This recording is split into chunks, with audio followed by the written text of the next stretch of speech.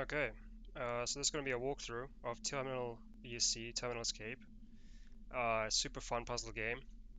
I personally love like the whole retro terminal aesthetic, and usually hacking games that kind of like figure out how you can run this command or find this password on somebody's file system. Whereas this one's actually like, here's a set of tools that you gradually pick up and try to come up with some creative ways to actually use them to progress. And again, this game I think is really hard, which makes it great.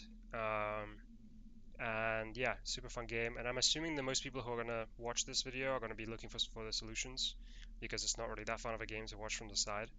So I'm gonna go through and progress. I'm gonna play it like I'm not gonna play it like you're supposed to play it, which is read documentation for everything new that you find, try things out, learn about where things are supposed to fit and go, etc.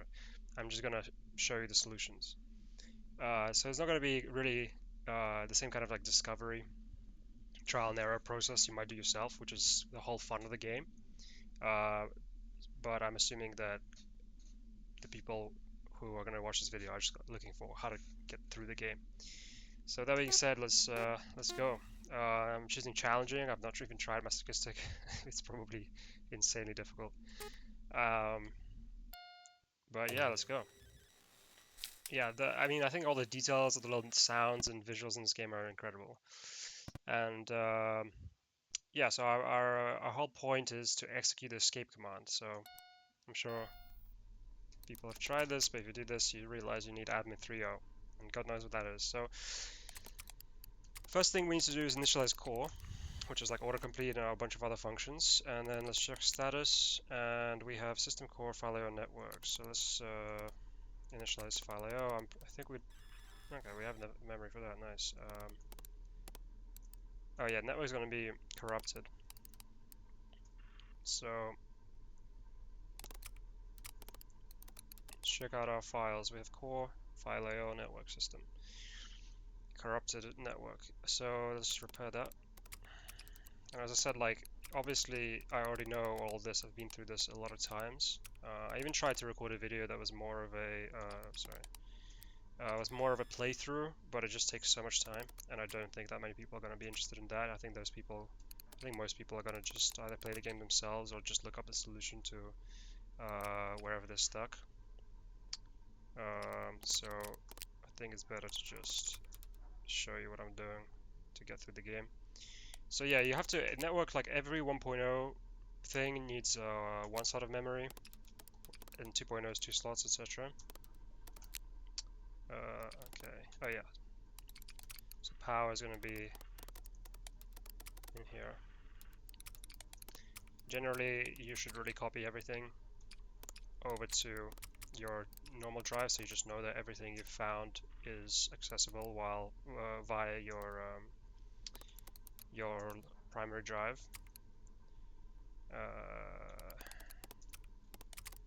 Just helps to keep track of everything. So like these things I'm gonna copy over to my drive.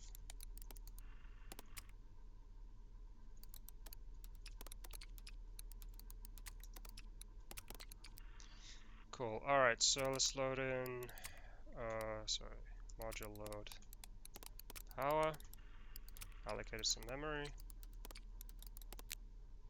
and initialize. Now we can get network online, and this gives us a bunch of stuff, right?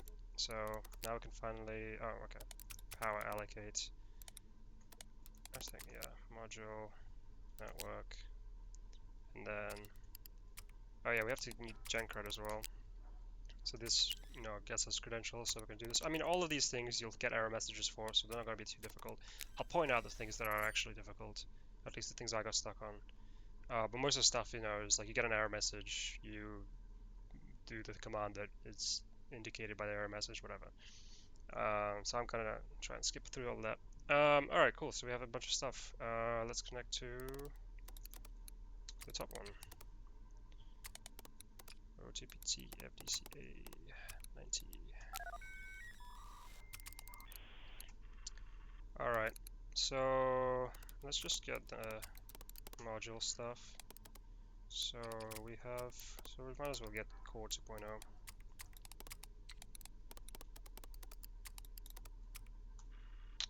file we have?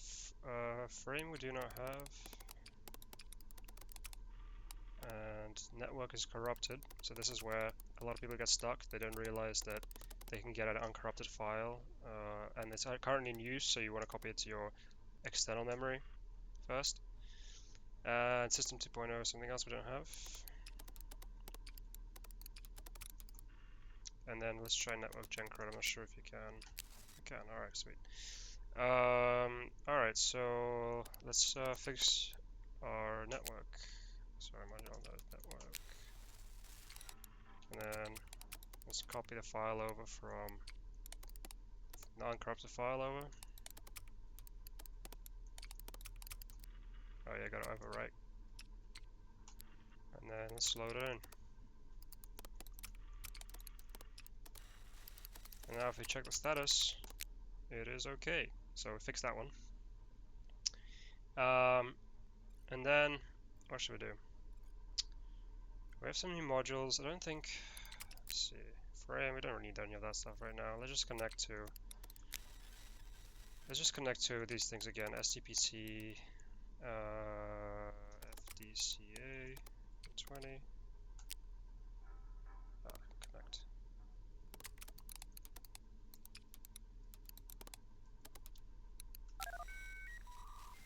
So now we can actually terminal bind. If the network file was corrupted, you would not be able to do this. And now we can check every file out, so there's no M drive, so we've already seen start stuff. So we have credentials now open to us. So let's copy that over. This is already 748, we can see up here. So let's copy the fab ones. Oh, I think so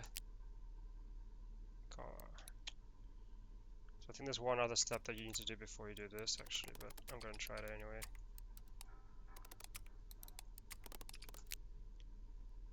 Oh. Really? Oh, D. I, sorry, incoming. Right, and then we have limited incoming access when using SDPT. I think, is this where I got stuck last time? Well, basically, I didn't figure out, like, I did help module file AO, right? And then you can do help module, whatever module name, command, and then permissions. And I kind of just thought this either sets or, you know, you can grant access or you can't, but I kind of just thought, like, you either have OTPT only access or SDPT access. I didn't realize you can set access individually for each one of those. And really might as well just do that for your machine, because it's probably going to be useful later. So let's just dash A on this. Oh, sorry.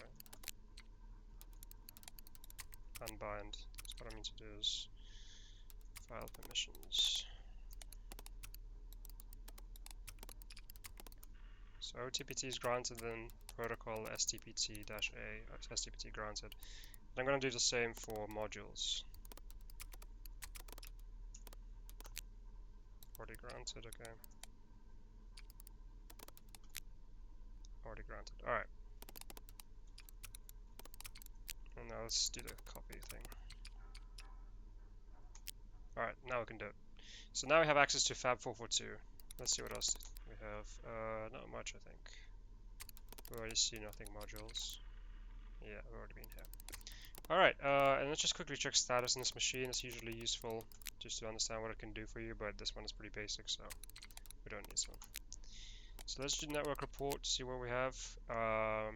Yeah, Fab442 is the only other one. I mean, there's this one, but second machine, but which stands for security, but there's no OTPT and there's no credentials that we have yet. So yeah, I'm pretty sure that's where I got stuck. That's the first main thing that I couldn't figure out is how the hell do I copy credentials over if they're not, like how do I set permissions from my own files, stuff like that.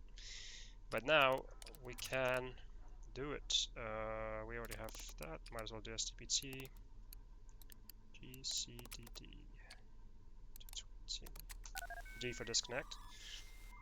And might as well terminal bind so we can see all the files. So in this case, okay, no M drive, everything's protected, okay. And as I said, you really should copy whatever you find so you don't lose track of it. So I'm going to copy it over. And this at this point you're like, okay, what else do I do? But this is why it's useful to look at status, right? So we have sensors now. We have that's pretty much it. Fabrication sensors. So fabrication is just like for the fab. That's how you make things and fit things to devices, and sensors is how you see the world. So you're gonna have to, first thing you want to do is create a sensor buffer, and then allocate some memory. Now we should be able to use a camera to scan. So now actually we can actually see the world, which I think is pretty sweet. I mean, like the developer didn't include any of this stuff in the screenshots, which is, the whole idea of the game is there's no documentation. You don't really know what you're getting into, and the game opens up gradually. And I think that's so cool that like you just sort of think it's just a terminal thing, and then gradually you start getting images, and the whole world opens up around you and stuff like that. So I think that's super cool.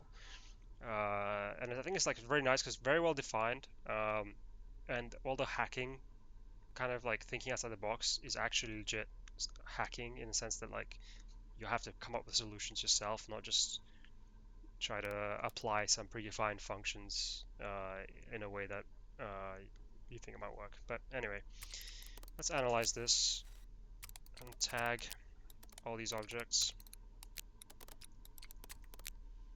And then what we can do is URC query. So met is a media drive, is not going to respond anyway, but the router will respond, and the router is probably powered down, so might as well start this thing up and get ourselves a new access point. And we can query door 1, 2, but I think this door is whitelist locked. Yeah. Alright, so that's kind of everything we more or less can do, except now that we've actually powered up the router, you'll notice that there's a new machine that comes online. And we don't have security credentials for this machine, but this is another point where you might think, all right, what can I do? Well, if we look at our files here, credentials are protected. So for all we know, the credential for this machine is actually on this machine. So you could just think about connecting via STPT. I mean, you could try OTPT actually. You know what? Let's try ping first. That makes sense. But GenCred is no. So basically, we wouldn't be able to generate credentials for this machine ourselves. But we can connect via STPT to Dega. So this is actually like we're connecting to fab through which we're connecting to this other fab, right? So we can't terminal bind because you can't do nested binds. But we can list files, and I think this gives you more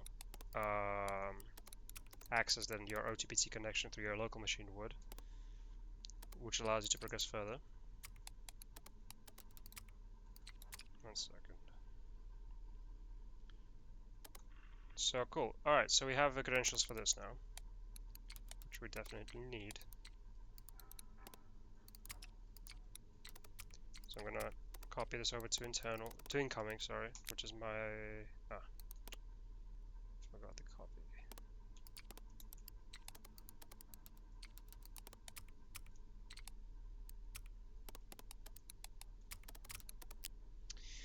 Alright, and we also have templates.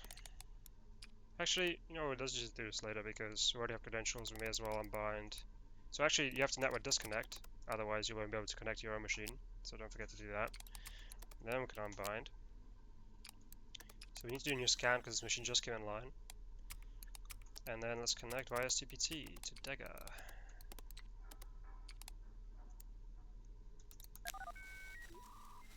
Now we can terminal bind. Now we can list all. Okay, no M drives, so let's look at this. Yeah, that's the same, I guess. Still don't have modules. But we have an ARM, which is exciting.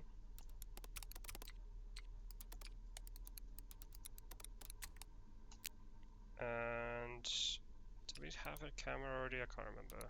Actually, I'm just going to try both of these. Did not. Alright.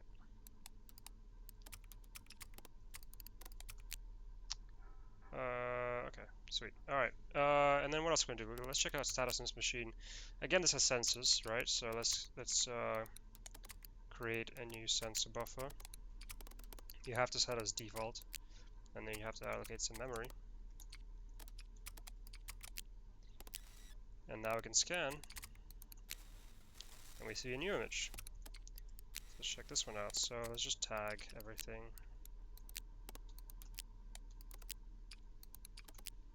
Alright, so let's check out DMS1 here. It's unpowered, alright. So we can power this thing up. 846. So met again, it will not respond. Door, I think it's probably one of these we've seen before. I'll query it anyway. Alright, so we can actually open this one. Sweet. Okay, so we just opened a door. All was good. Which one is that? That was C over here. Well, alright. And there's also router 1, which is already powered. This one can't really do much else. And door 2 must be the whitelist lock one, yeah. So now we did just power up a new machine. So let's check this one out. We have 846, right? 846. And let's just see if we can gen cred for this thing. We can. Alright, so that should be enough. Let's unbind and then network scan and then connect via OTPC to 846.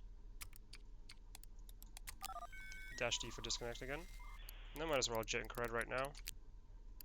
And then connect via STPC because if anything it's just going to give us more access. EFAA 240. I'm a binding terminal, and let's see. This one does have an M drive, so listing all has actually been useful in this case. And again, I'm just gonna go through all the files. So Core 2.0 file, we already have all this stuff. Navigation, we don't.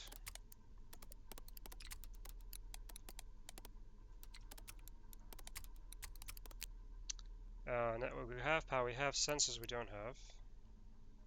I think we already have 2.0 off system. Let's just check that out. Modules. Yeah, so we already have that. Let's see, what else do we have? We have internal drive modules.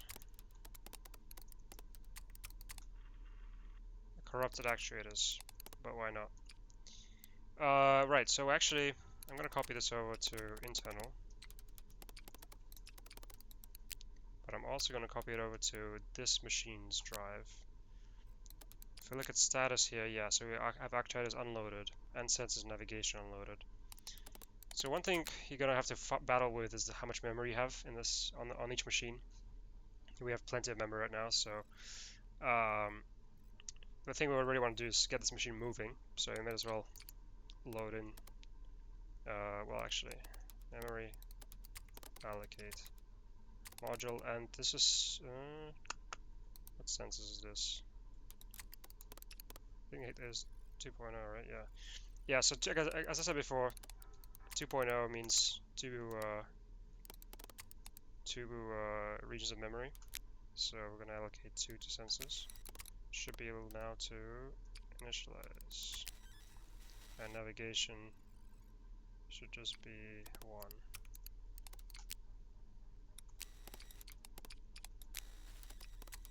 Let's create our sensor buffers.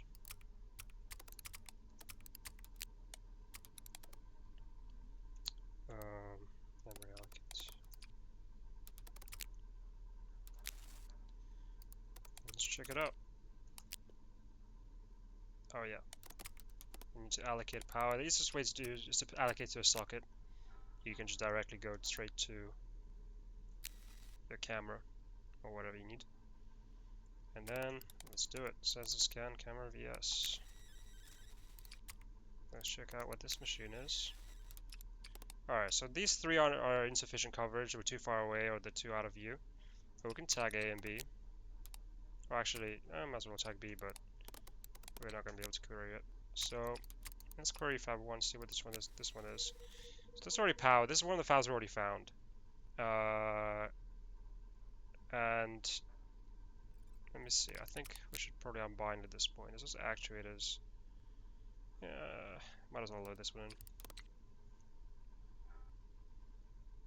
Okay, so module load actuators. Oh, it's corrupted. Okay.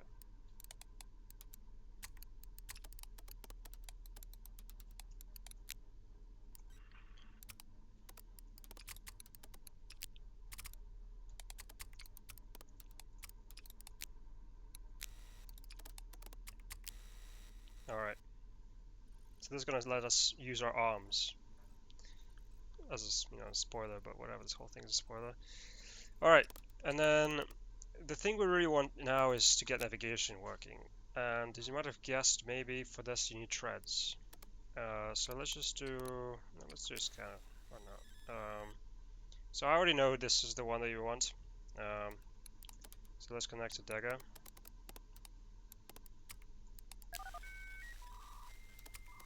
And bind, and let's just send a report just to see what we have here. So A is DMS1.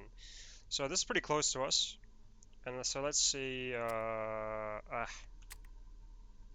It's not gonna let us because the frame's not configured, right? Yeah. I always forget this part. Eventually you don't need it, but at the beginning it's kind of annoying.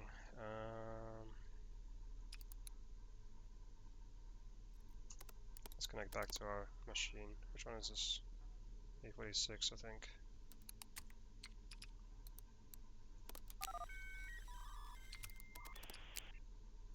Does this thing have frame? It does. So frame configure docking. Now we should be able to do it. Which one are we looking at? Dagger.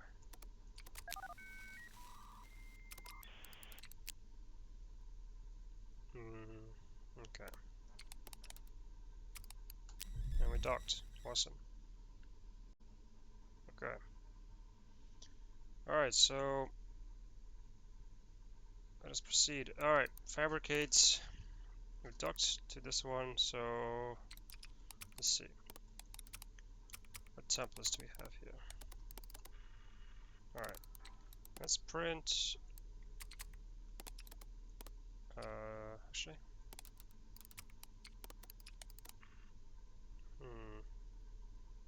Oh yeah. Right. So we just need to print the R right now. I'm not sure we need anything else. And just install this thing to actuator light, which is the one that takes the arms. And we can actually, do we need to undock right now? I don't think we need to undock. I think. I may be wrong here.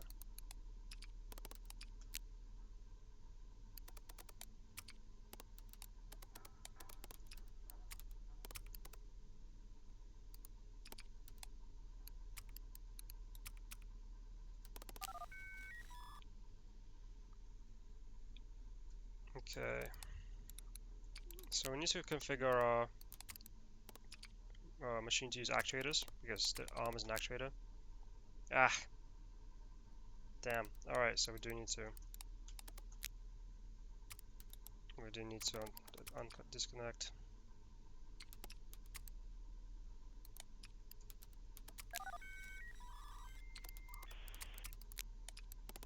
Or rather undock.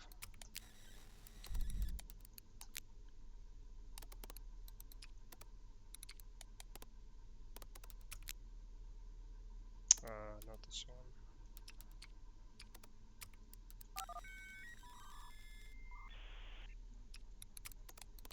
Okay, so now we should be able to configure for actuators. And let's see.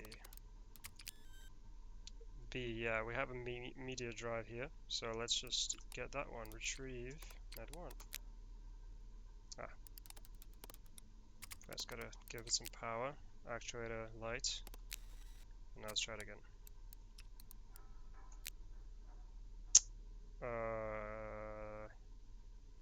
Okay, yes, right. We do have storage, right? To status module frame.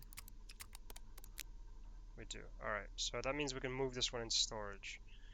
Let's just check we didn't miss any files in here. Alright, we got this one. Okay, so then actuator store media local. And now we have no M drive. And now I can retrieve. Awesome. Let's see what's on here. Floor plans.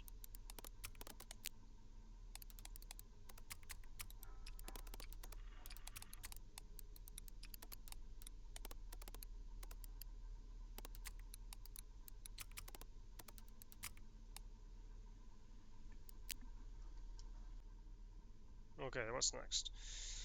I mean, floor plans, honestly, I don't think they're very important, but I'm just gonna get them anyway.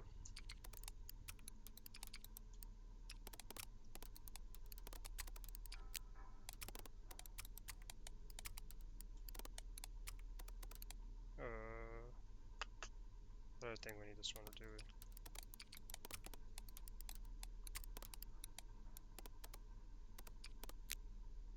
Alright. And now templates is the real interesting one because we have threads. That's what we really want.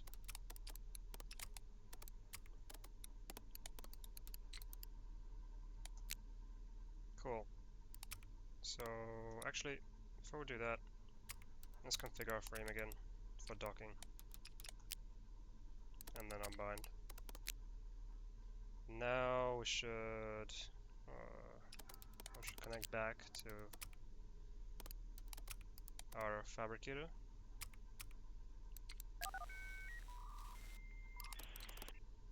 And let's copy over our template.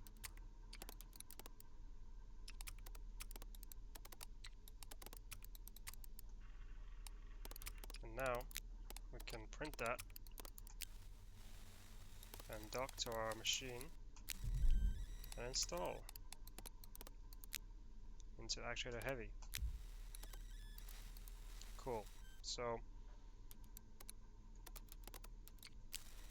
let's undock and unbind. And let's connect back.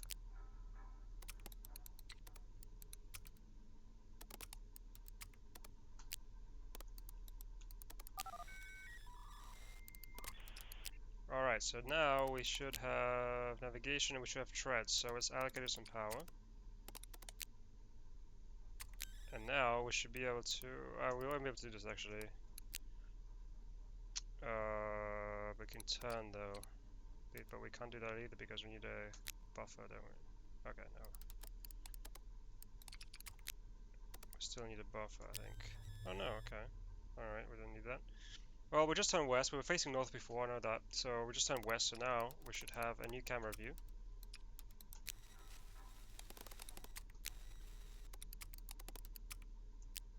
Okay, let's check this thing out. Alright.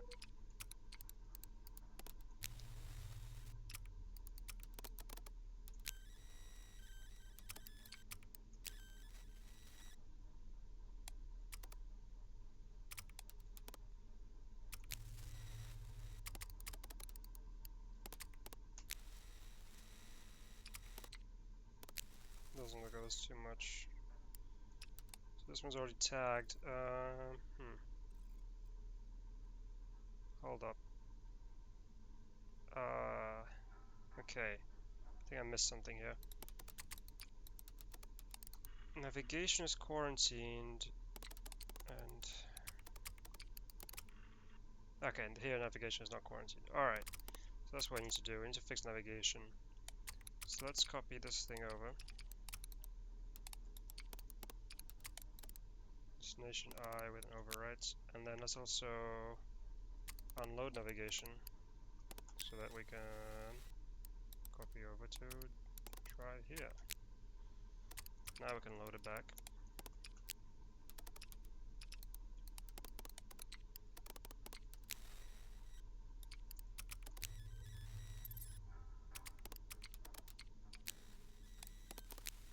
Okay, yeah, so let's navigate D is navigate display. Shows you where you are, so you really very much want to use that. So let's allocate memory to the navigation buffer, and now we can, oh yeah, let's create that first.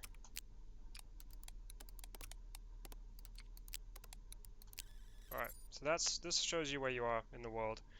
So this is a fabricator that we've been using thus far, which we just connect it and install a bunch of stuff onto this machine with.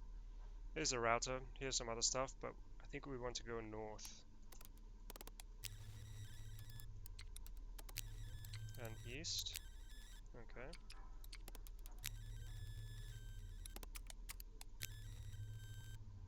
So M is for moving, T is for turning. So we're turning west right now to look at this question mark, and we can scan it, and this looks like a door. And if we query it, I think it's the one we've seen before.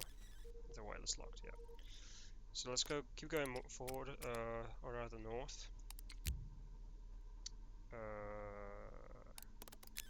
Okay. So this should be another machine.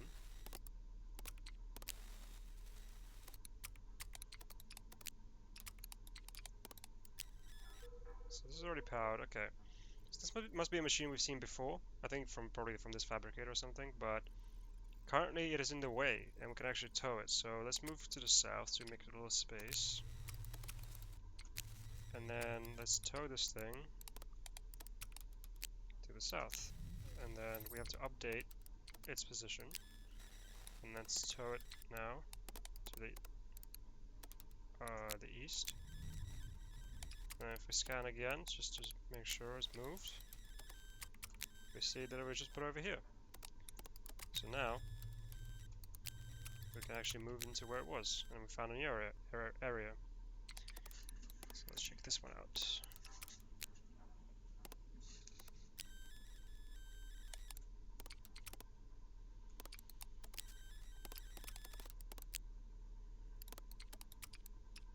So I believe this router is already powered, yep. There's something up north as well. Can we do it again? Okay. Let's turn west and scan. This is our security machine.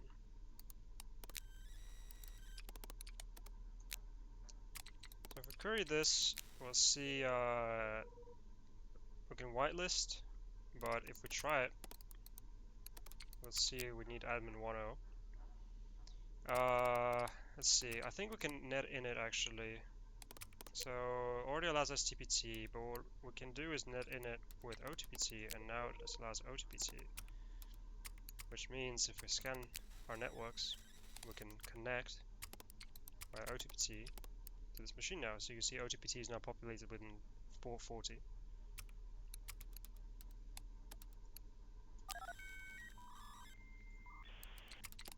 Let's check it out. So everything's protected, so there's not much we can actually do anyway.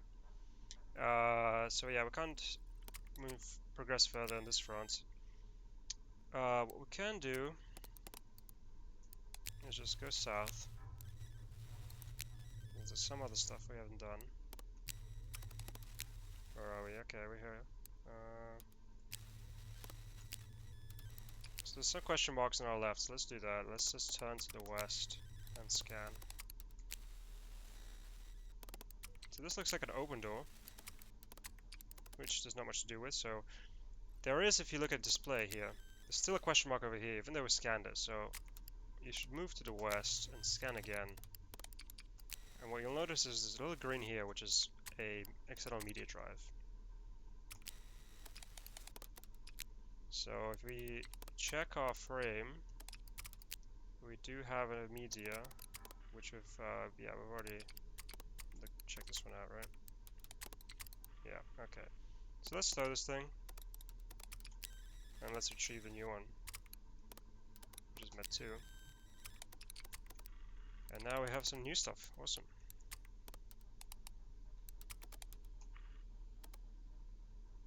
Let's just, yeah, we already have that.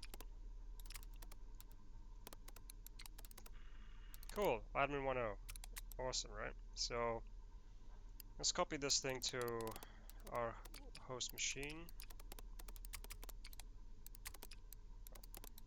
Oh my god.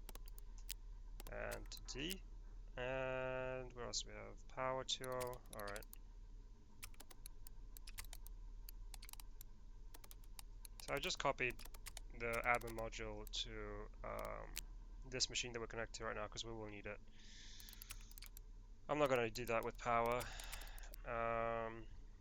Okay, so we have a descan script. So the scripts is pretty cool, very cool part of this game.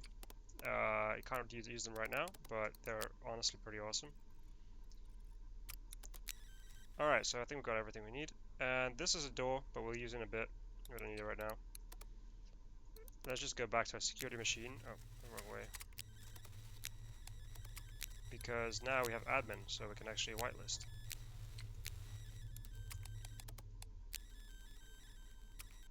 Okay, so these are networks, so we're over here. We should probably be able to just whitelist right now.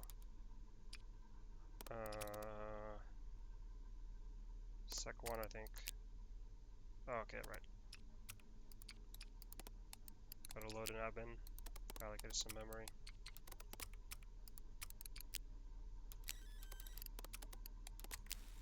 Now let's try it again. Sweet, so now we can open a door, which is I think this door. So let's face this door. Let's scan it, because I don't remember which one it is. Door 1. Alright, let's see. You'll see open door 1. And we got it. So let's scan again. Yep, it's open now. There's something in there.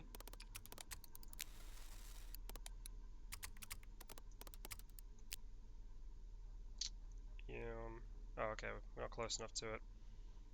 Let's see. Alright, let's scan this again.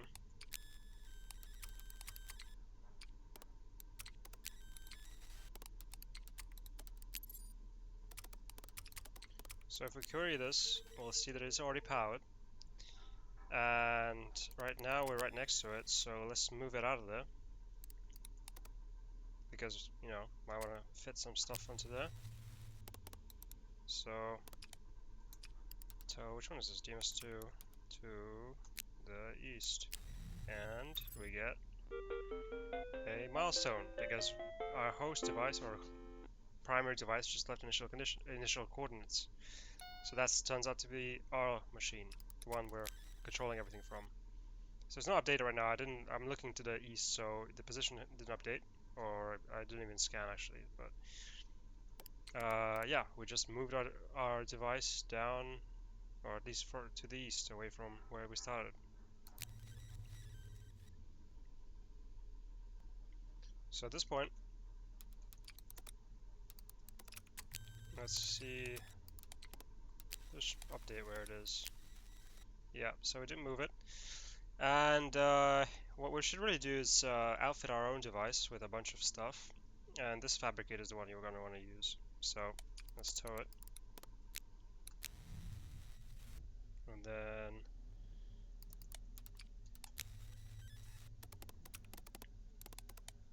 is it going to update?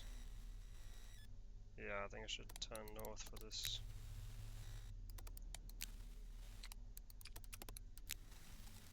Okay, let's see if this works. Alright. So you do have to keep scanning, otherwise your arm is not going to know where the device you're trying to scan, or tow, sorry, is. I do later fix this, but for now I'm gonna have to do that. Alright, so this should be good. Let's see. Alright, yeah, so this is our device, and we're right in front of the fabricators. That's great. So we can unbind from here now. And what do we need to do? We should get frame loaded in because we want to bind to the fabricator.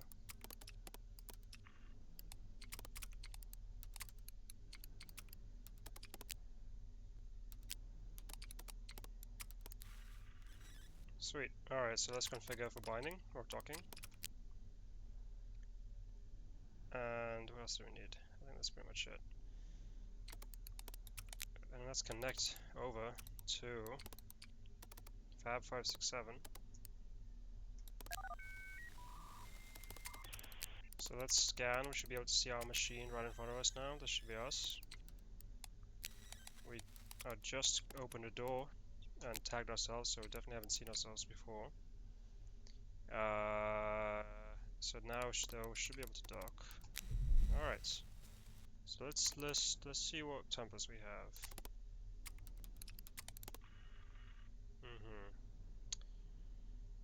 Okay, well, we might as well make an arm, and we may as well make some treads, and we may as well, let's see what's, so I don't think we even have a camera on our thing, so let's make that. And we don't really need the IR one, but why not? Alright, so our storage should be filled up. Let's install into actual lights. And this is going to tell you need actuators, but we have that, we just haven't loaded it. Install treads and the camera into sensor A, and then camera IR into sensor B. So I also want to print sound because it's going to be pretty sweet. Oh, we haven't copied this one over yet. Okay.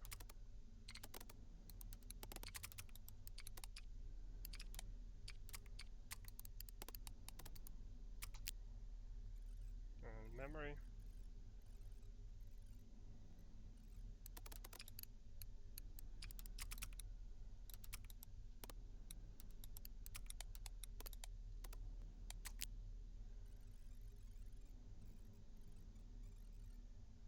Alright.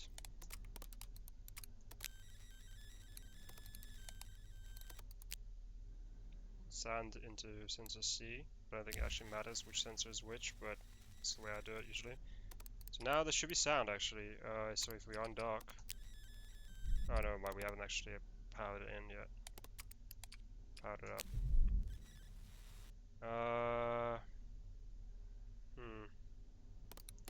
Okay. Well, let's see. Okay, so at this point, what I really want to do is upgrade memory. It's going to allow you to load up way more modules and just do a lot more things. And that's pretty difficult a little bit because you really should free up an entire one memory component and then remove it and install a new one in. I think if you try to remove this memory component while something's in use, the game will be over. So let's see, we need network to connect to the fabricator. I think we can get away with with getting rid of file IO. Maybe. Let's see.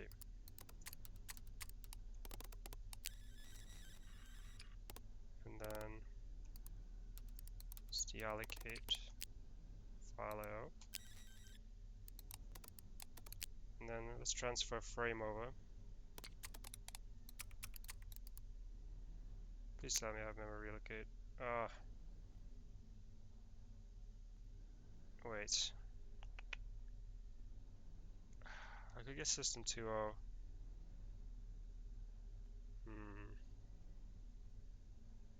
Actually, it might be easier just to unload and unload again.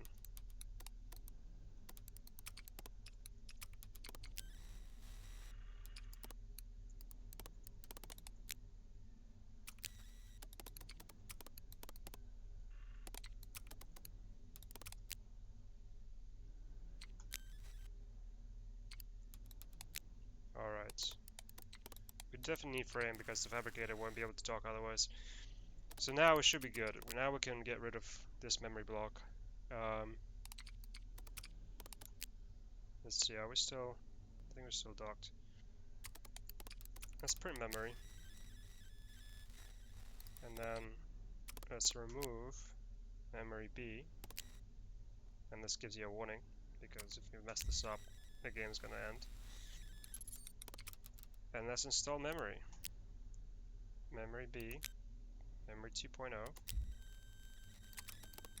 And now, if we do memory report, oh, okay, yes, our system, it requires system 2.0. So it hasn't updated yet, but we may as well fix everything right now. We don't have, I guess we do need system 2.0, don't we? Because there's no way to relocate right now.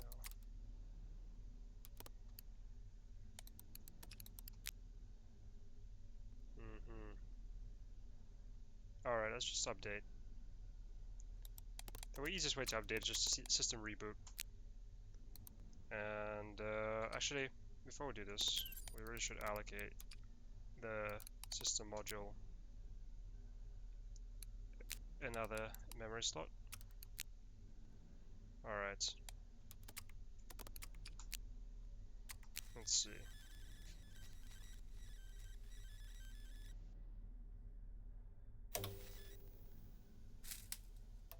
Alright.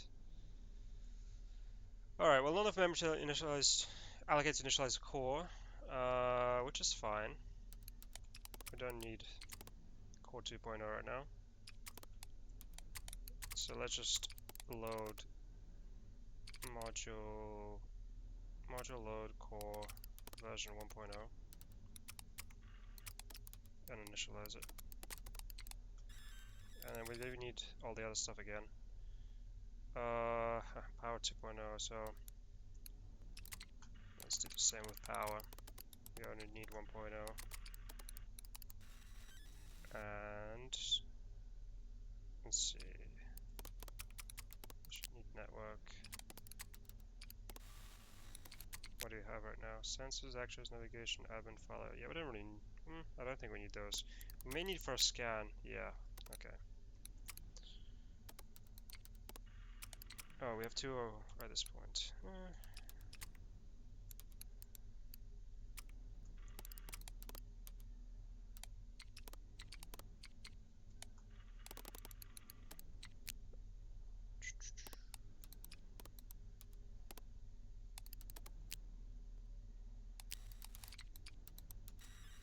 Okay, so now we can do the arduous task of relocating things.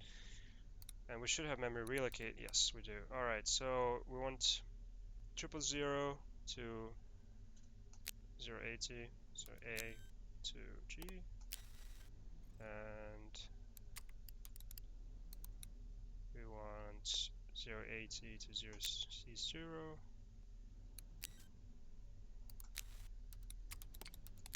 Let's see, alright. 0C0 to 0100. Okay. So now we have the top one free. I think you don't really need to deallocate something if it's not currently in use. Actually, we're gonna need frame anyway, don't we? So 040 to 140.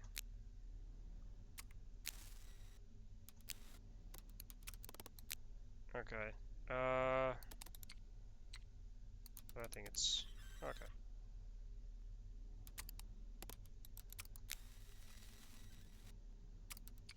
Let's connect back.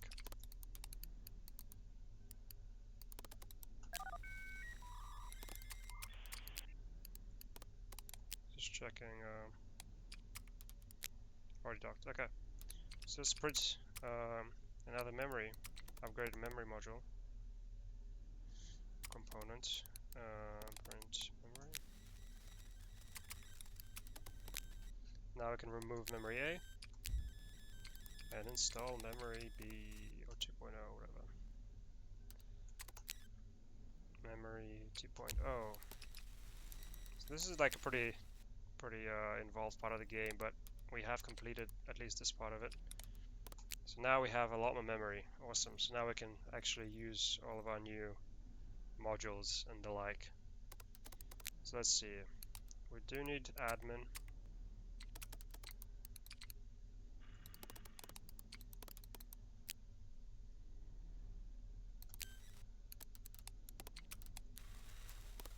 And we do need sensors. I think we can get away with 1.0. Oh, actually, might as well get the 2.0.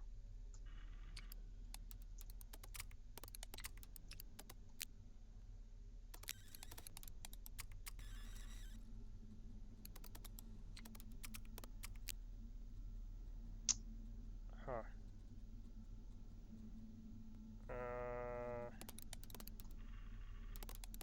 We haven't found a non-corrupted one yet? Guess not. Alright, whatever.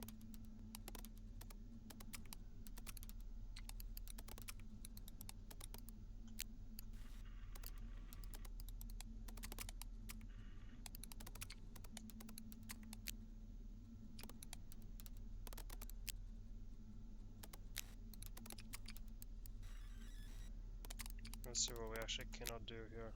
Not sure. Whatever. What else do we need?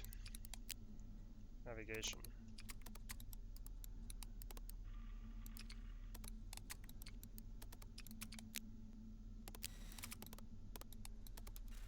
Alright, and we haven't created any sensors, sensor buffers yet.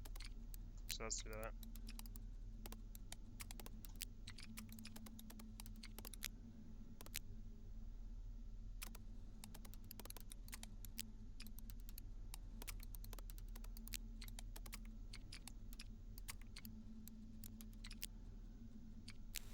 So, having done all this, you can see that we actually filled up like most of our memory. So this step was pretty important. Like I don't think you can progress without upgrading your memory slots. Let's see. All right, so what we should do. All right, we've docked, and we get a lovely sound because we have our sound module installed. That's actually a pretty grating sound, but their other ones are pretty cool. Alright, we're unbound. Oh yeah. Configure for actuators, and let's just move west. Alright, of course. We need power for cameras, and we need power for... Sound doesn't really need it. Actuator, and for treads. Oh right, there's another machine over there. Alright, so we're moving around. So right now, what I want to do, let's see if this will work. Okay, so we can tag this router that's kind of hidden behind this machine right now. And this router has Gemini power, access point. So let's just move up north.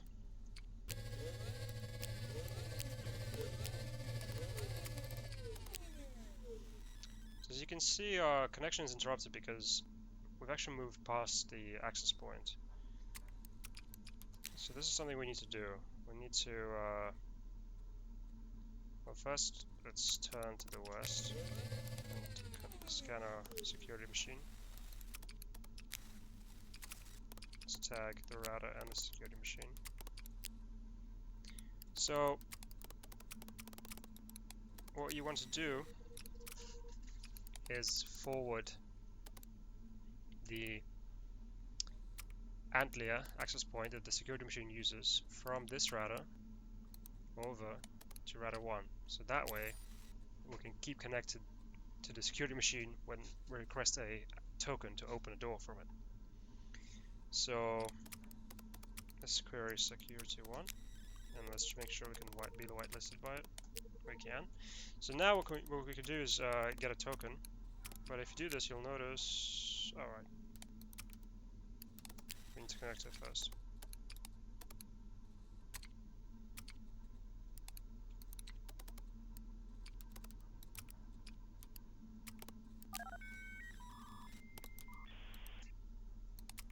We'll notice that we get a token, but it's only valid until the next command. So if we move or if we scan, if we do anything, the token is going to become invalid. So we actually need to be ready to use this token, which is why the whole forwarding procedure is necessary. Because we want to be able to maintain connection.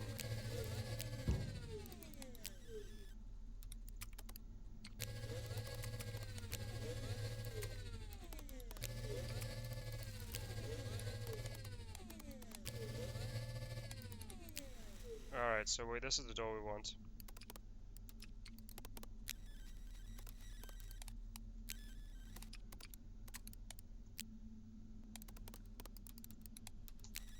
Yep, this is the one that's token secured. So we want to be right in front of it when we request our token, because we only get to use one command. So let's move south. So right now, we're right in front of it. We're still connected to the security machine because we forwarded the access point. So let's request our token. And let's open this door with the token that we just got, which is this thing. And it's open.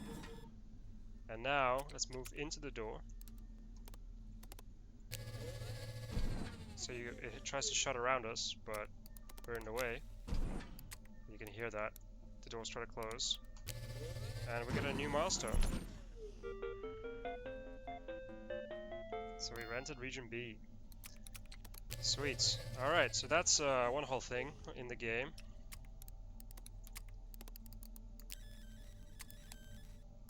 Let's progress.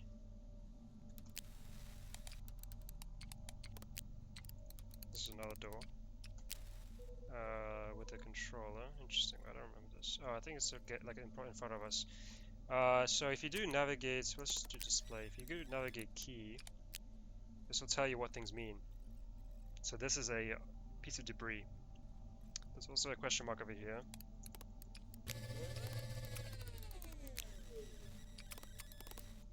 Let's look what this is. It's a router. I think this one's destroyed. Yeah, so there's not much you can do with this one.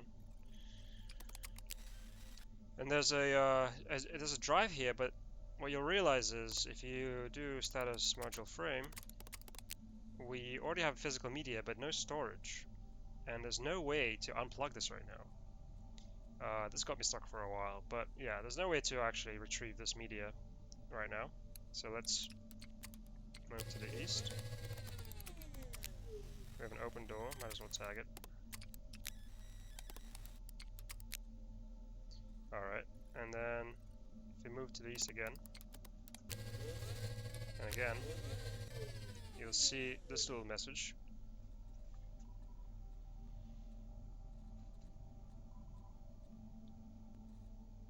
So our SCPT and OCPT ports are already open, so let's just let it do its thing. And it's going to evaluate us. And let's see what it copies over. It copies runtime, and it copies validate script. Now it binds to our terminal, runs the validate script, and finds that our ROM is corrupted. So it recommends disabling us and reclaiming all the components, and we failed. So we need to figure this thing out. So now we have a new module, right? Called runtime, which is a pretty great module. It basically allows you to work with scripts, and also we have some scripts now. We've already found one, but we have QCOM validate script. So here what we want to do, because this is the thing it's going to run, is edit this QCOM validate script. And you'll see what it does. So it emits a system validation command, and then if it's true, it prints successful, otherwise prints failed. So all you really have to do, I think I actually just broke it, and it was still let me through the first time I did this, so I don't think it needs to be that accurate. So I think I wrote true, and you're actually supposed to do lowercase. But if we do this, and then move back out, and move back in, I think this should work. I'm gonna run through this again.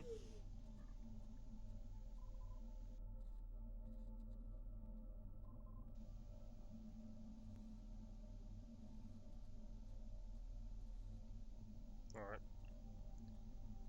Let's see.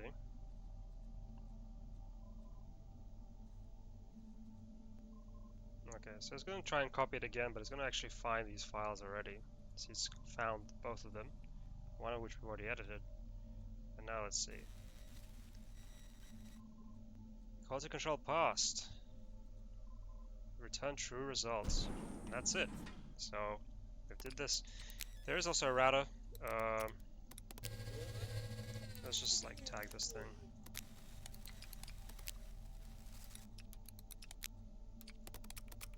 Not much you can really do with this.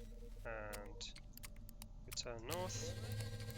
We'll find the actual security machine that we just kind of hacked.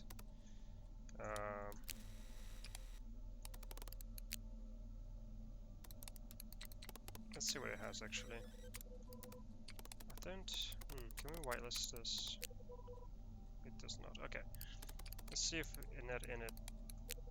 Okay, already allows STPT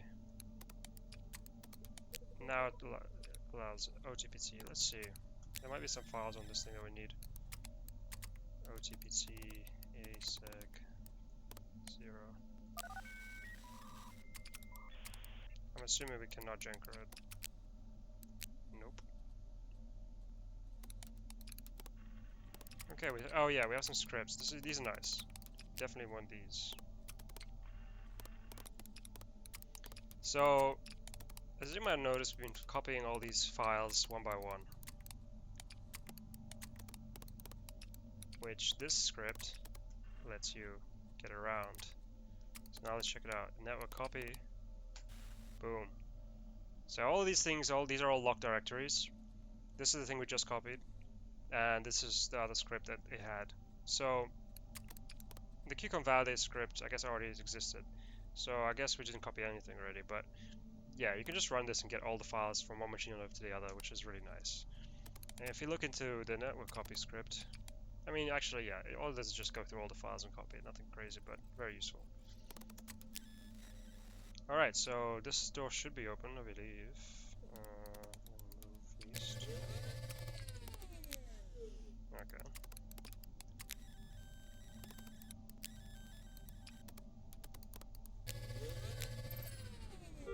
Another milestone, nice.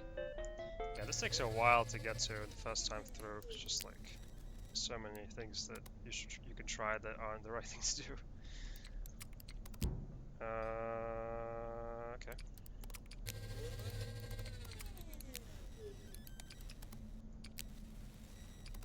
So we have a new fab, which presumably we're gonna have to power up. Yeah.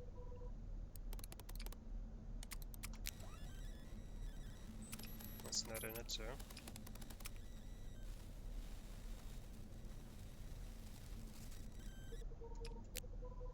Cool. So this one was locked down, so we definitely need to net in it. All right. And then let's see what else we have.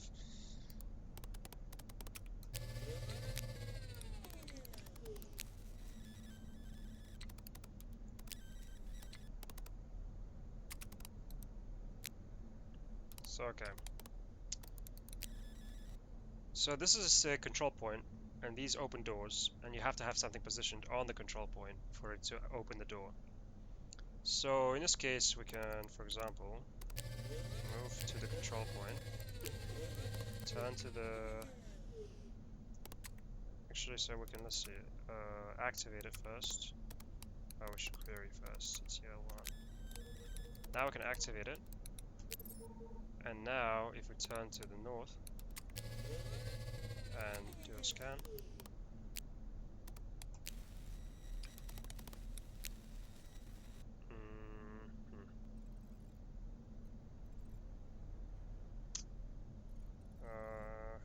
okay, never mind. I think we need to... So you can see it's inactive now. I think we should scan this thing first, which is a door.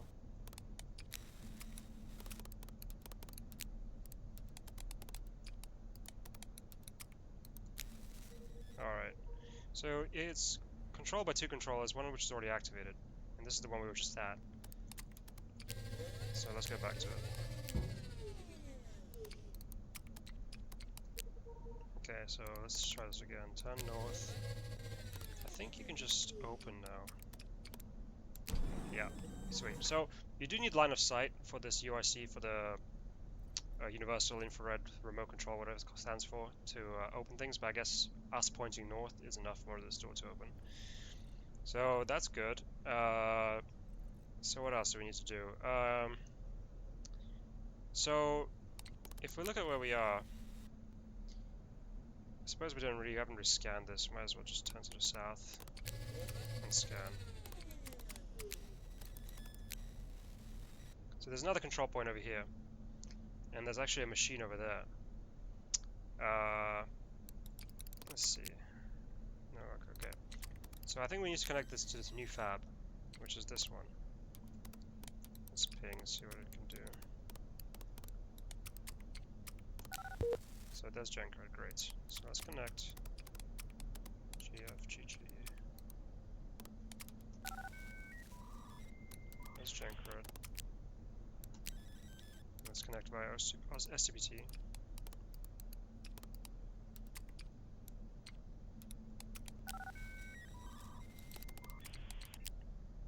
Okay.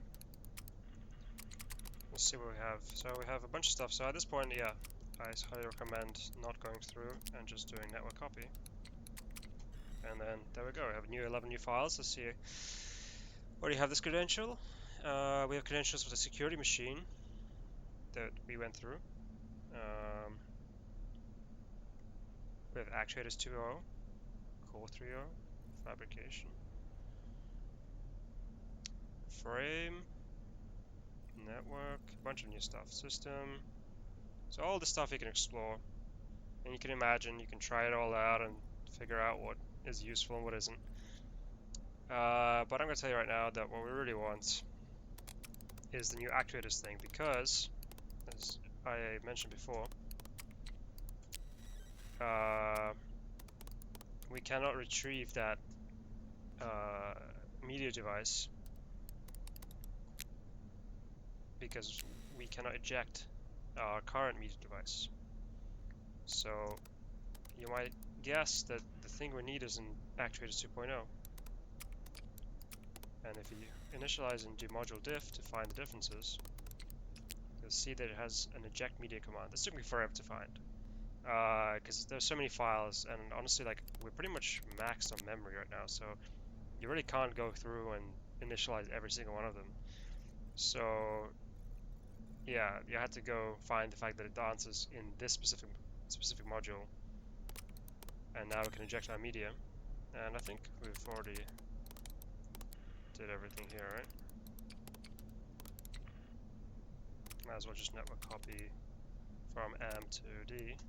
Yeah, no files. Alright, so now we can eject local, and I'm going to say direction to the south or north even. So you definitely want to specify direction. One thing I did, and I'll show in a second, is if you eject your media straight forward or wherever onto a piece of debris, it's gone forever, and there's no way to get it back. And I'm pretty sure that one of them has admin 3.0, and it's the only place where it is that I could find. So that basically got me stuck my first playthrough, and I had to just repeat everything, which sucked. But yeah, that's definitely don't eject things randomly. All right, let's go back to this media device.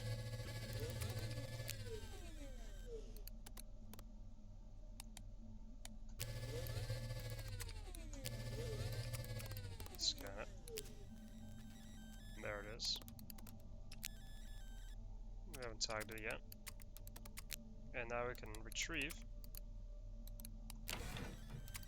Let's see what's on it. Let's actually just copy again from M to D. Another floor plan. Navigation 2.0. So navigation is pretty nice. Yeah, I may as well initialize right now, just to show you. So right now you see this much of your world, right? Actually, do we even have enough memory? I think we do. We don't need admin, but anyway. Memory allocates module navigation. Let's load it back in, so it's automatically going to load you the latest one. Now we see a whole lot more, which is very nice. So you definitely want to load in the higher navigation modules. What else do we have? QMorph, this is great. SMorph and QMorph are awesome. So now with these scripts, you can to figure out how to use them, whatever, you need to just do script edit and look in. But now we can just do, and I'm going to tell you, you can open this door right now. You can do let's go east, north, and then a bunch of east, and it's just going to do it for you.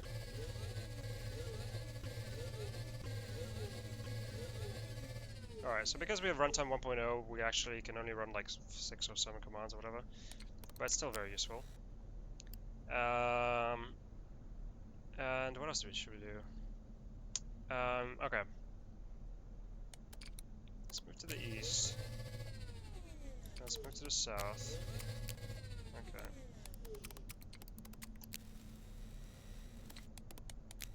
Alright, yeah, so what should we do here? I think it's a lot easier. So what you can do actually is there's a merging of sensors you can do. So you can scan with the IR camera and the visual camera and merge them to get a higher coverage, and then actually access this machine. But there's also an easier way. You can just connect to this fab GFGG160, and then use its camera. Actually, we need to create a sense buffer.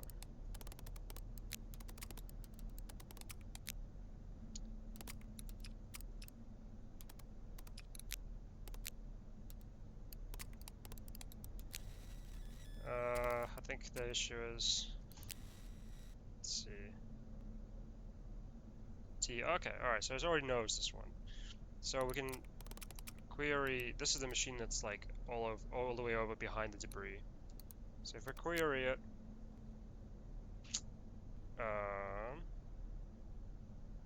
I think I need to move out the way.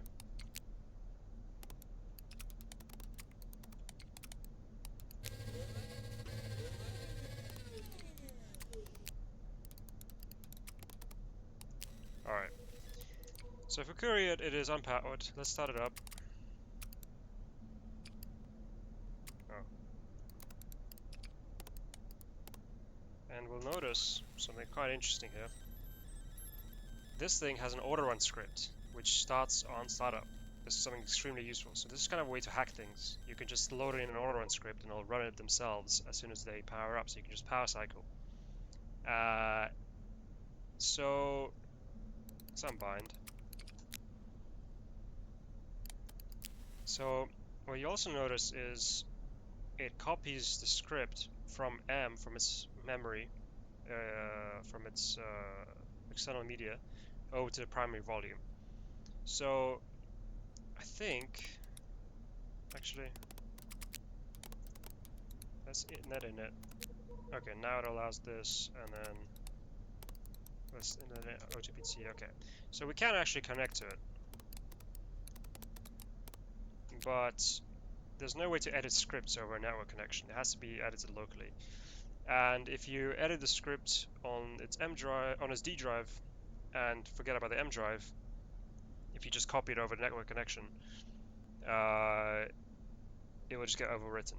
So I think, let's see, network scan. So I think we can connect via OTPT and use that to edit this script, like overwrite the script on its D drive, but it will just get overwritten again by its M drive, which is again why you need the actuators 2.0. So what you want to do at this point is move into position. Actually, we can do S.mov now. Oh, never mind. South turn. This does scanning for us. And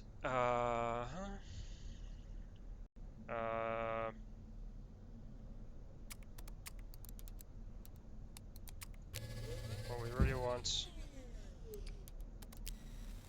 is a new camera, because I think it will. We have sensor 2.0, and so the camera, even though we have 3.0, will still work with sensor 2.0.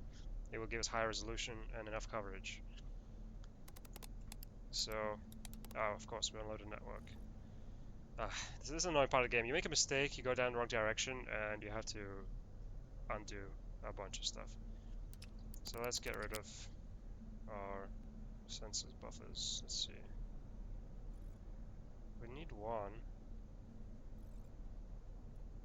Okay, I'm just going to initialize.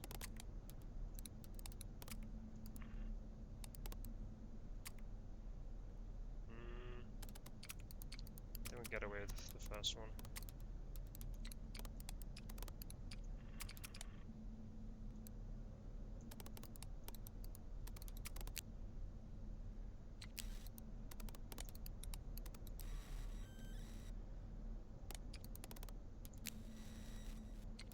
Let's configure our frame from docking, and let's connect to the fab.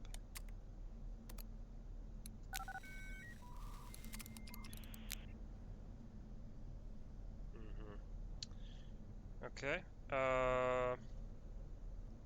Let's see. So scan camera.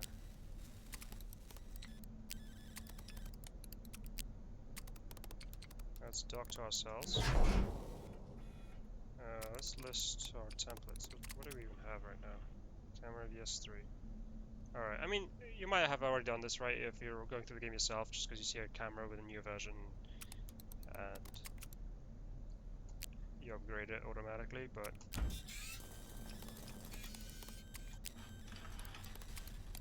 let's do it now.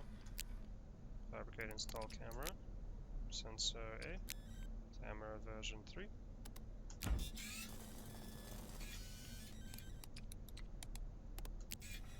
Alright, let's move to the south. Okay.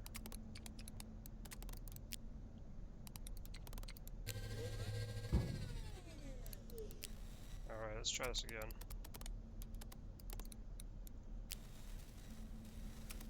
Looks better, right? And yes, we have enough coverage. Awesome. So, tag A, query, well, yeah, we do need to do this. And, let's see. Status module frame. We have physical media, which we've already copied everything from, right? Yeah. So let's get rid of this one. Local, let's eject it just to the east or something. And now, what I want to do is eject media, but this time from TMS1. That's the machine that has the auto-run script currently. And again, this is really important to the east, because then it's actually on the ground right there. It doesn't disappear underneath the debris. And now, let's see, can we actually get it right now?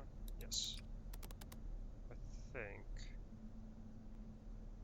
Yeah, it's gotta be a new one. So we're just gonna transfer the media drive over to ourselves. And let's see. Yeah, so this is admin 3.0. This is the thing that I guess bugged out of existence for me. And yeah, now we have admin 3.0. We have the thing that we need to run our escape command, which is, it's you can't actually run it right now. You have to find the escape position on the map, but we do have it now, and it's pretty nice. What else do we have? Auto-run script is the thing we want to use right now. We also have storage units, so that's pretty useful. You can now, like, you don't have to eject your own media every time. You can actually just stow it in a storage unit. So you can fit one of these to your own machine. But let's edit auto-run script.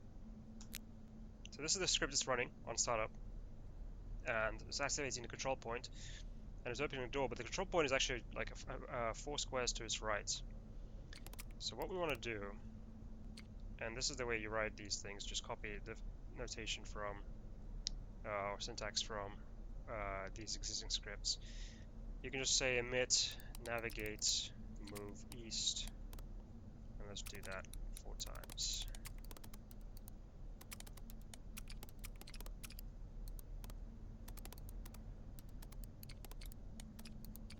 Cool. So that should work. Let's save that. Now it doesn't have a, so I think now we can just copy it over via network. We don't have to plug in a memory, external memory. We should just be able to connect via OTBT.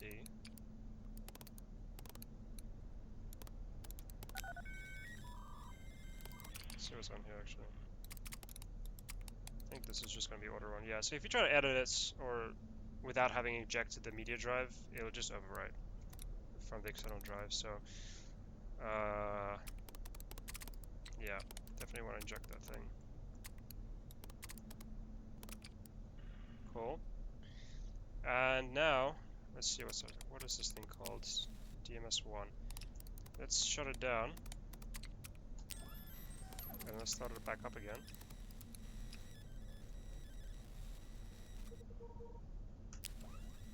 And we should hopefully hear it move. So it checks for this, checks for script auto run. And there we go. Sweet. Let's see where I ended up. Okay, so this doesn't update. This happened to me before. I don't know why it doesn't.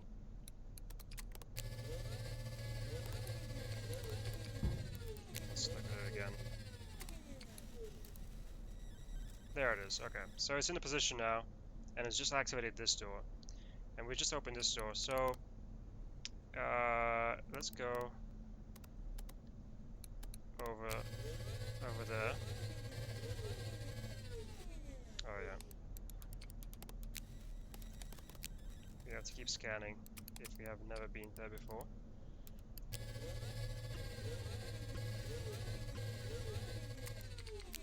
So this is a door that you can open from the other side. And what we want to do here is, there's actually something done here.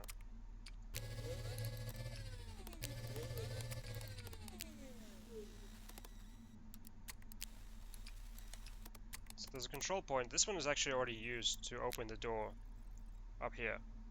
So this device is in position, and it's active, and the control point is activated. This control point here, but this machine is actually unpowered, and if we try to start it up, it cannot be started up because the sockets are damaged. But there is also, let's just update this.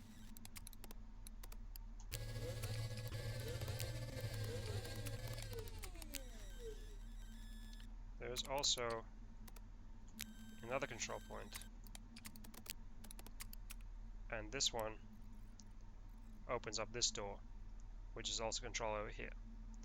So what we want is just to drag this thing over to this control point, activate them both, because if we put ourselves there, we won't be able to actually query this door. So we're just going to put this machine over here, and then come down here and open the door. At this point, I'd like to make a new script called script create tow scan, which tows and scans. All I'm gonna do is, well, actually, so again, copying from other scripts, the way you give it commands or sorry, arguments is you can just say if args.has index 0, then actually, so what do I want? I want the direction in which to tow, and I want a tag of the object. Then direction is equal to arg0. Actually, is that what I want? South DMS4. Yeah. And then, oh, sorry, has index on the direction. Oh, sorry. Tag is args1. And then we just emit actuator tow plus the tag plus direction plus direction, which is the variable, not the flag. That should work. Let's see.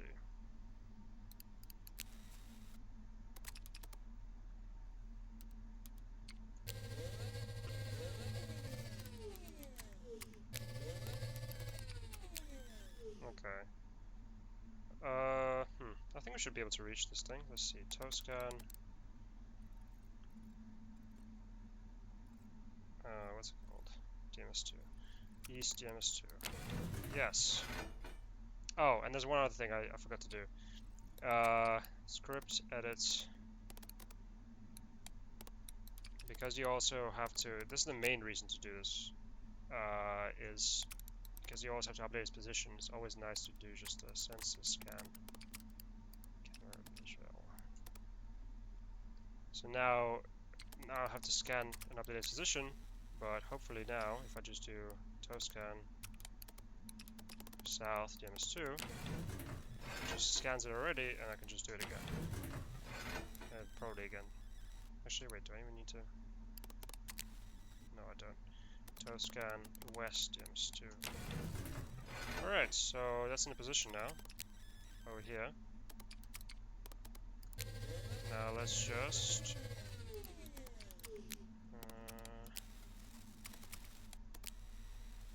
let's activate the control point. Ah, okay.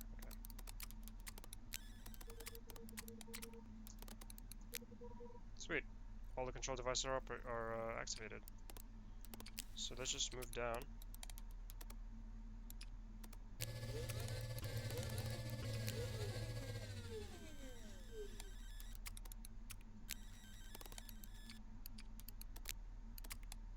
Read the door. And these are activated, so we can just open. And let's move in.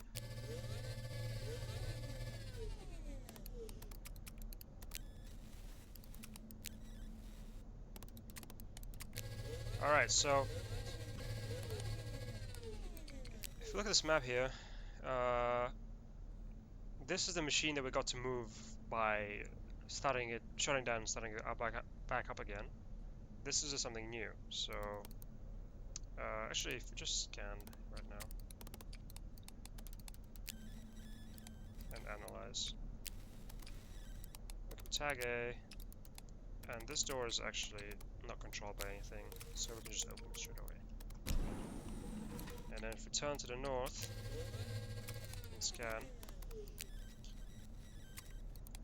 and analyze and tag, so these are all objects, we've seen them before. This is already powered, so I think you don't really want to do this necessarily, or do you? Okay. Already allows. Let's see, is this, which one is this? I think this is 379. Oh, no, sorry, just 141.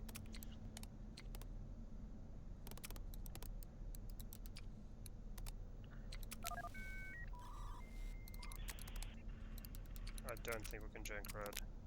Or maybe we can. Oh, we can, okay.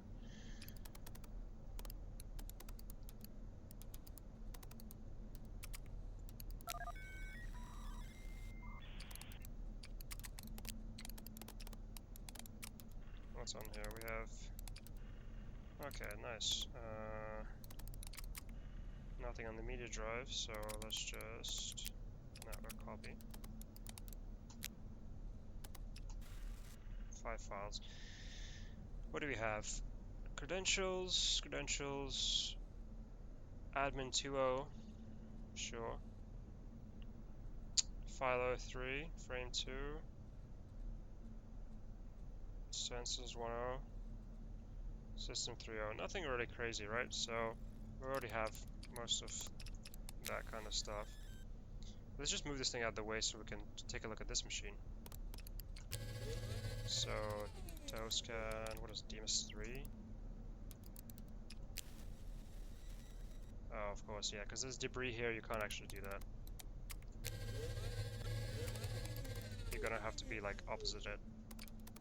Now we can do it. So this, I don't think the scan will have, because we're facing south, we're gonna have to turn north and scan. And now we can toe scan to the east. And now we just moved out of the way. So let's go 3 steps north and 1 step east. Okay.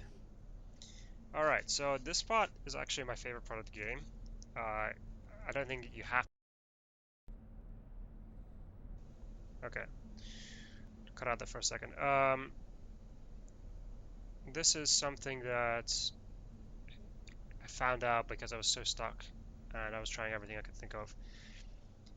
So if we do network scan and we connect to, this is DMS 141 that we're in front of right now. We connect via, oh, we actually have OTPT, it's STPT, sorry.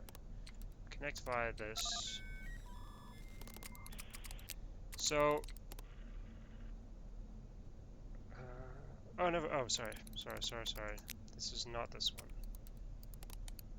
It is 379.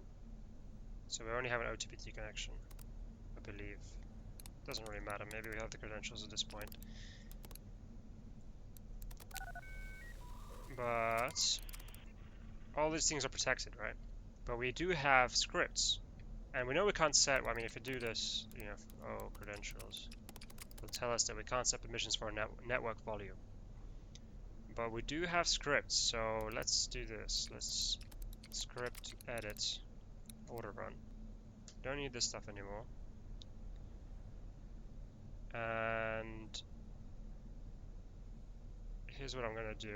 I'm gonna paste something in because it's gonna take too long to type out here. Alright, so let's see. Gotta get rid of these X's, but this should crack open this machine for us. It's gonna run all these permissions commands locally for I think everything that we care about or even can access for all protocols and going to grant access. So let's see if this works. File copy, auto run script, destination, with an overwrite. Okay. Let's see, which one is this? This is DMS1, okay. URC shut down DMS1.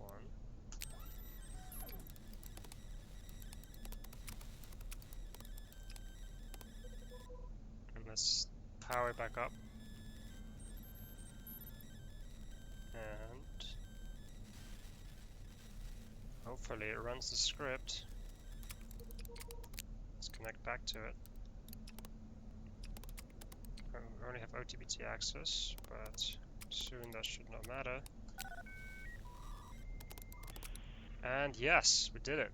Everything is open now. So now we can copy and see what we found. 5 new files. So we have the credentials for this machine, the new floor plan.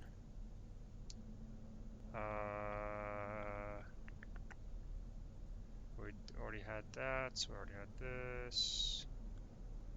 Frame, negation. Power 3.0, you really don't care. Oh, runtime 2.0, that's pretty nice. This will let us do a lot more. Let's see. Sensors 3.0. So yeah, this is where you find Sensors 3.0. Allows you to fully upgrade your sensors.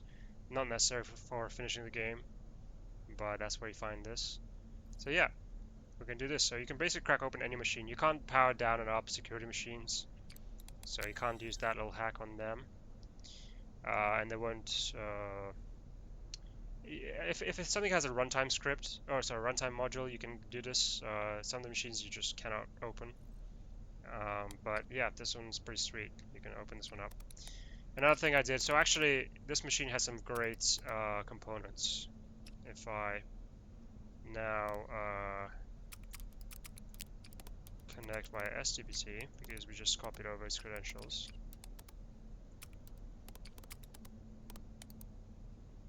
Oh, sorry, wrong one.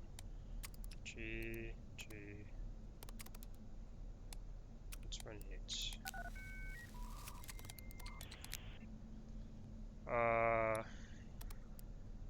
Status module frame. You'll see it has memory 3.0. So you can just strip this straight off this machine and put it on your machine. And you don't even need the template. So this is something I did at my first playthrough. And then I bricked this machine before having found all these files. So it basically made it unrecoverable. So yeah, that was annoying. So now that we have all the files off it, you can just happily strip it. But remember, if there is something in use, like memory in use, even if it's not your local machine, your game will end. So make sure to just unload all the modules. Don't unload network. I guess you could unload network if you don't need to use the machine again, but loading a network back in without actually being able to connect to the machine because network is unloaded is, I think, can only be done by running an auto run script. And if you already unloaded runtime, then you're already screwed. So there's a few things to think about if you're taking parts apart or machines apart. But yeah, it also has ARM 2.0, Threads 2.0, so you can get off all of that off this machine. And you just tow it. So I think at this point, let's see. I'm gonna just show you something else here. Runtime. I'm gonna upgrade my runtime module. So this kind of runs auto run. This has messed me up sometimes before. Every time you initialize runtime, it's gonna run auto run. So if you have some commands that actually execute, that might mess you up. But now let's just see if we can edit scripts. Q.mov script. Sweet. So by upgrading, we actually gained more lines to be able to execute. And before you could only execute up to, or edit up to 12. So what I like to do is qmov. It's great, very useful script, but there's one thing I think it's missing, which is navigate display. So now, if we just check where we are, if I move like west, south, south, southwest, I'm gonna go around, and then also it's gonna tell me straight away where I am. So like right now, I've realized this, I went somewhere I didn't mean to go. So this is a nice addition in my opinion. So here's a new area. I'm gonna quickly talk through this. Actually,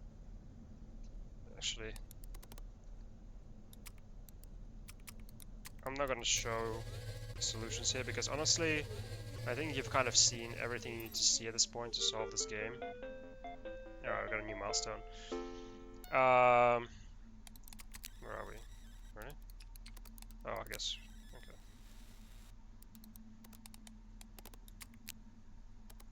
So at this point, I'm going to tell you how to solve this part.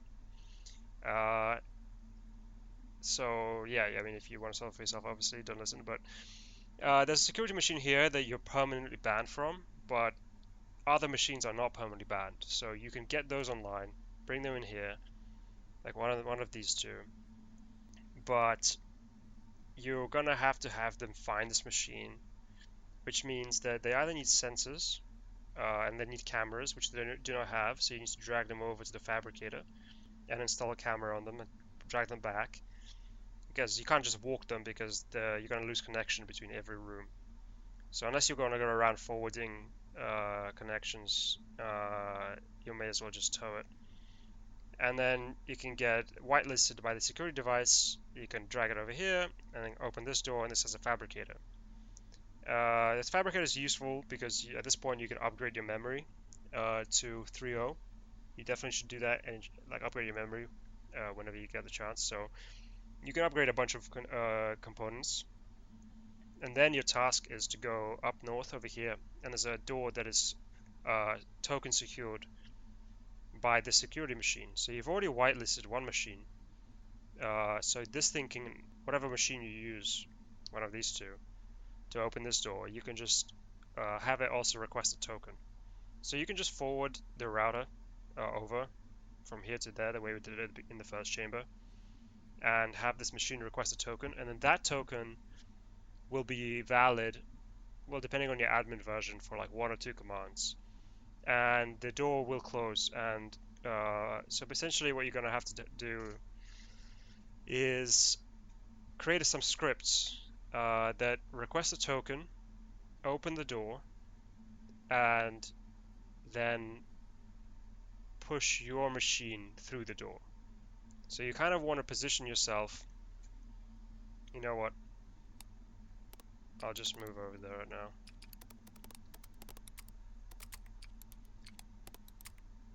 So, alright, of course, this thing is locked. Well, imagine this was this door. You want to position yourself right in front of it, and then this other machine behind you. You want to make sure that machine has yourself identified and has an actuator, and then have a script run that in one command. I mean, maybe you can do it in two, but honestly, you might as well write a script and do it in one. Requests a token, opens the door, and pushes you into it, and then you can get yourself through. Because otherwise, if you request a token and open the door, you're gonna have to like terminal unbind, for example, and that's one command. And at that point, the door might be locked. Maybe it isn't. I remember the way I had to do it. I had to actually write a script, not just to connect to that machine, but also to the machine behind me, but also bind terminal to it in one command because I was running out of commands. I don't actually remember why I had to do that. Um, oh, right, of course, yeah. It's because you cannot request tokens via terminal bind. So you have to have the machine request it themselves. So you need to execute a script. So one thing you can do, I think you can do this in runtime 2.0. No, you can't.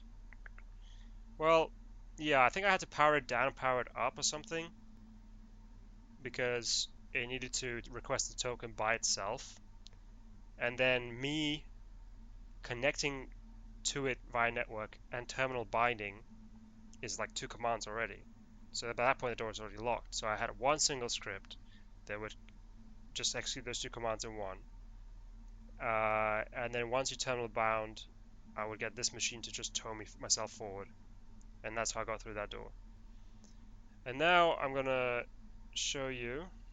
Uh, I'm gonna show you how to complete the last part of the game. I'm not sure. I'm gonna tell you because that takes forever. All right. So this is me loading in a save that I had before. The way to do this is just to go find the game files, and there should be like slot1.dat, slot2.dat, and slot3. So you can just copy that file and then just paste it in whenever you want to restore a save. So I have a bunch of these. So this one was basically I made it through here. I upgraded my navigation so there's a huge map you can see now, which is really nice. And like this is the escape chamber.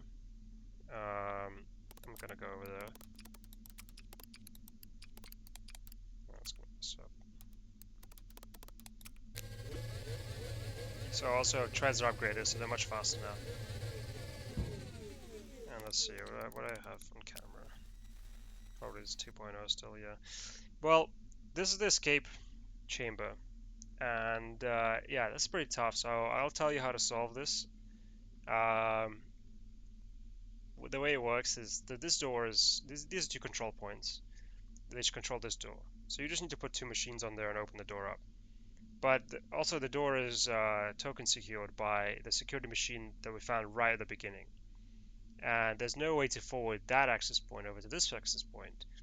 So the way I personally found it easiest isn't, I think you can route all the access points across these routers, but I never really figured that out. I found it much easier just to write a script. So if we look at my scripts, one command is the one I use. So I just know that first of all we can request a token, and these commands don't count as uh, additional commands. So if you have only one allowed, which is probably the case, I can't remember how many you can have, but that's these won't count towards that limit. And then you just move um, into position, which is where I'm kind of am right now on the map. The reason I have all these sensor scan cameras in between is because I also wanted to run other machines in the same way through that door, and I can't guarantee that they have scanned the entire area. So if they encounter a square they haven't scanned before, they're gonna error out. So I just peppered in the scanning via camera just to make sure they can move forward. And at this point, you make sure you have your appropriate tag, door 11 or whatever. And admin 3.0 will actually let you transfer tags between machines. So if any machine, well, you're gonna have to have a camera anyway, but yeah, you need to make sure this tag is correct, and then it'll open the door and move into it. And uh, this is a script I used just to get myself in there, but this door will lock behind you. And what these things are actually are control points. And you need to have your machine on the escape point with all of these control points activated. And they need to be activated in a certain way, pretty obvious way, so I won't tell you that. But basically, that means you need to get 4 machines plus yourself into this chamber through a token secured door. So there's a couple ways to do this. I did successfully send a machine via that one command script from this point, where you can still access the security machine, all the way down here, up here, through here, and up here. And honestly, you can do this with all the machines. I think it's probably the easiest way to do it. You will have to make sure they can all move and have cameras on them and have runtime to execute the script. So you will have to potentially upgrade the memory on those machines, which is just as arduous as it is for your own machine. So that's a pain. The other way that I thought would be easier, but honestly is probably about the same amount of work, is basically to create a daisy chain of these machines and just pull them through. Uh, the problem is you'll realize that you have just enough machines to place these on 2 machines on the access points, the control points here, and then pull 4 through. But it just so happens, because of course this game can't do anything, can't let you do anything easily. These machines, some of them have like broken sockets, so you can't have an actuator fitted onto them, which means they can't tow another machine behind them. So let's say you put that one at the end of the daisy chain, so it can just get towed. But there's actually 2 of those machines, so then your issue is, okay, so I can't have, I need to get one through somehow without this daisy chain. So that's the one I personally sent through with a script. The rest, I guess, yeah, you have to fit an actuator module into memory. You have to fit an arm onto them, and then you can sort of create this chain that will follow you everywhere you go. So I guess I haven't shown you this, but if I look at actuators right now, there's a tow. There's a tether, sorry. The tether is basically the better version of tow. You just connect to the machine and it just drags it behind you, so you don't need to keep towing it and scanning it. So you can kind of create this chain. There's a way that it will work and a way it won't. So you can connect to a machine that currently hasn't got anything connected, that doesn't connect to anything else, and then connect that machine out. But if you try to connect to a machine, like if you try to make the chain and disconnect yourself from it and then move around and connect back into it, it'll be like, it'll stop you from doing it because it'll recognize the machine is already connected to something else. So you kind of have to build the chain one way. A lot of these little things. And then also remember, when you pull it through, you because of the layout of this room, um, well, first of all, also there's no networks, there's no access points out there. So if you want to disconnect 2 machines in this daisy chain, you're gonna have to tell it to do it via script, because there's no way to connect to it and tell it to release its tether. So you're gonna have to make sure that the machine has a runtime module that and also already has a script to release its tether, so you can just power it down and power it back up again and have it automatically release the tether. And also you want to make sure that, well, you can't really be behind all of these machines. Maybe you can, but the point is, you're in this tight area. So if you're kind of sandwiched between these machines, or if you just like move the machines in, you can't move them in one at a time because they're just going to get stuck, right? So even if you have like a little chain of 3 machines here that you somehow manage to send through, you're not going to be able to get past them. You're not going to be able to tow the one the furthest away. So you really do need to have them sort of either be behind you and move them one at a time into these channels, or you need to just have a script that makes them run through and just have them go to the endpoints. I did the daisy chain way. Honestly, I think the script way is probably easier. Maybe there's like one more memory slot you need, so the machine can fully move around, but it's probably easier just to have them all move. And yeah, that's pretty much it. It's pretty tough to do, to get all these machines in position, um, but it's doable. It's doable. Um, and yeah, I guess the one thing I'll leave off on is if we see the current leaderboards, there's me, and here's my time of 6 seconds. So I actually try to hack this game itself. I don't know how to hack things. There's like all these files that get compiled and whatever into assembly. I don't know, and like maybe encrypted. But there's some software you can use that can kind of access the variables and modify them. So what I wanted to do is like change all these to zeros and maybe this to zeros, just like it's obviously hacked. I mean, it's not. I don't condone hacking leaderboards, so I wouldn't have changed my score.